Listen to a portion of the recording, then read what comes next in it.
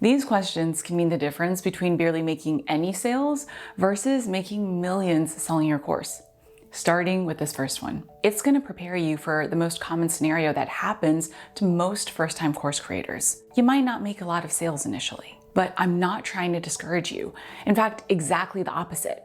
Because being prepared now will help you succeed more in the long run. Before I launched my first ever course, which was about 8 years ago, I had the same dreams as most first-time creators do. More income and impact, while also freeing up my time too. But it got real fast. Because for a week and a half after I announced my course, I did not make a single sale. Are you kidding me? Thankfully, it didn't end that way, and we are going to talk about what I did to turn things around. But being prepared with this first question is how I was able to not give up and do what I needed to get those sales in. The question is, what is the worst that could happen? This is so important because contrary to popular belief, being brutally honest with yourself will actually motivate you more to do the things that will sell your course. In a surprising study, researchers found that while we may feel better after telling ourselves that everything's gonna go great, it actually leaves you less motivated to put in the work you need. So you might think the answer to this question is, well, my course just totally flops. But that's actually not the worst case scenario, because if that happens, you just go back to the drawing board and try again. The worst case is if you make just 1 or 2 sales, because then you might not even be profitable with selling your course, and you might be tempted to refund those sales. But thinking that way will cut you off before you can even get going, because a good course is an asset that will continue to pay off for years and years to come. To give you an idea, my first ever course, Employed Entrepreneur, is closing on its 10-year mark and has driven millions of dollars in sales. Aside from updates to keep the content current, I haven't had to change anything else. So when you think about your course's potential, that's the context for every decision you make starting from the beginning. That means even if you just make 1 or 2 sales initially, that's actually a lot more than just 1 to 2 sales. It's a human being who has said with their wallet that they want your product, which is huge. So with that, what will you do if you make no sales? What about if you make just 1 sale? Thinking this way also has one other huge additional benefit. It grounds you because it is much more tangible to think about and make just 1 sale. And if you can make 1 sale, you can make 10 sales. But there is a common first-timer mistake that will prevent you from even making just 1 sale.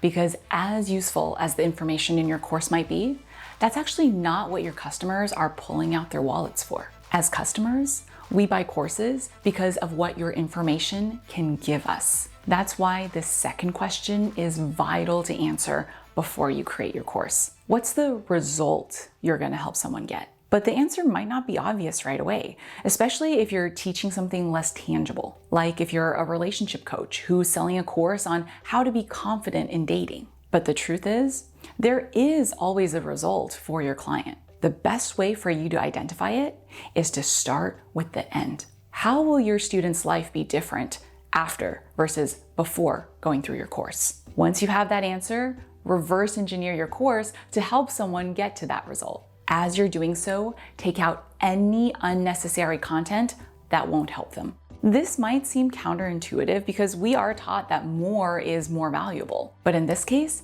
it's not more information that adds value, it's more results faster. For example, my first ever course was just 7 lessons, with each lesson being only about 20 minutes long. Plus, there were guided action steps, but no worksheets. That course had a 95% plus success rate because less information means less overwhelm for your students and more focus on what matters so they get better results. But that's also not the only benefit. This also makes your course easier to sell. It will naturally feel a lot more attractive because of how much simpler and faster it helps people get the results they want. But there is a dark side to selling courses too, contrary to the popular belief that it's all passive income and rainbows. The truth is, yes, the payoff is huge, but to get there, you have to build a big audience and master your marketing and sales skills, which, don't get me wrong, of course you absolutely can do. but maybe you don't need to. Which brings us to question number 3. What is your goal for your course? If your main goal is, I want a boost of cash, this probably isn't the best time for you to create and sell a course, because you've got a much better option for achieving that. Offer a one-on-one service like coaching, consulting, or done for you. Not only will doing so help you understand your audience so that you can better market your course down the road, but it'll also bring in more revenue that can help you create a better course and make more sales. High five to that. But there is a clear sign that it's time to shift to selling a course or group program when you are so busy with one-on-one clients that you cannot take on anymore. Because that's when your goal is naturally aligned with having a successful course launch. You want to leverage your time. This is really important because, for example, when I create a new course these days, I go into full-on course creation mode and I don't do much of anything else for at least a month or 2. But it's worth it because afterward, everything I know about that topic is there. You and your business have to be prepared to put in the time up front to create a great product. But after that, you've freed up your time to move on to something new while still being able to help a lot more people through that course. But that's also not the only goal that aligns you for a successful course. Because when your revenue is no longer capped by your time and how much you work, now you can scale your business and make a lot more income while continuing to provide an incredible service just in a different way.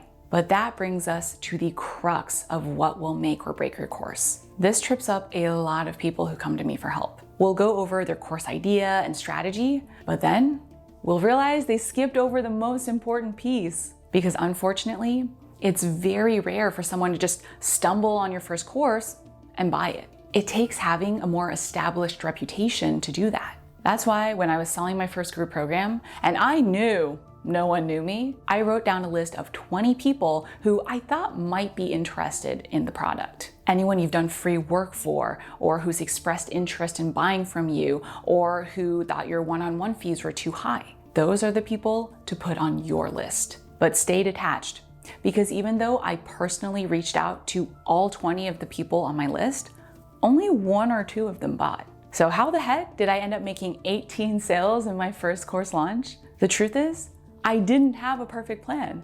I threw everything at the wall to see what sticks. But that's the attitude that'll help you most in your first launch too, because you don't yet know what will work best for you. So yes, have a plan, which we are gonna go over in just a second, but think of that plan as the springboard for you to try as much as possible. Just make sure you keep in mind this question, which is the key to making sales. Who will benefit most from your course? Doing everything with this in mind is how sales came in from people I didn't even know existed because my marketing clicked with them. Speaking of marketing, my favorite strategy for selling a course is something you have definitely experienced before. Like what the movie industry did in the summer of 2023 that basically saved the industry. We're gonna break down how to apply this to your course launch, but first, let's study what happened. 2 huge films, polar opposites of each other, were opening on the same day.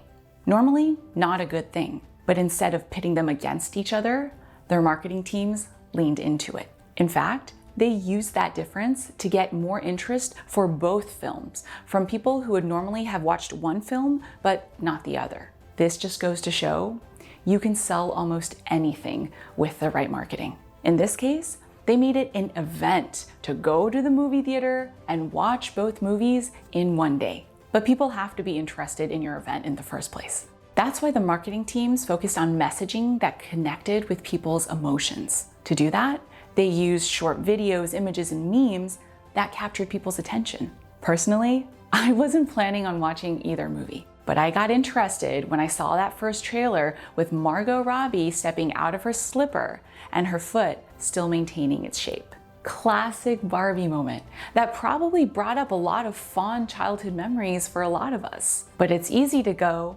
oh, when you see a piece of content and then forget about it, which is why the marketing teams made sure you couldn't forget about the movies. For example, at every premiere, Margot Robbie pulled out another incredible Barbie costume. This amplified the nostalgia, keeping you interested and wondering, what she'd wear next. At a time when the movie industry was failing, Barbieheimer was so successful, it generated over $2.5 billion worldwide. You can reverse engineer this launch success for yourself using one question. How can I treat my course launch like a Hollywood movie launch that gets people's attention? But if you're wondering how you can do this on a non-existent budget, which is what I had during my first course launch too, I've got you.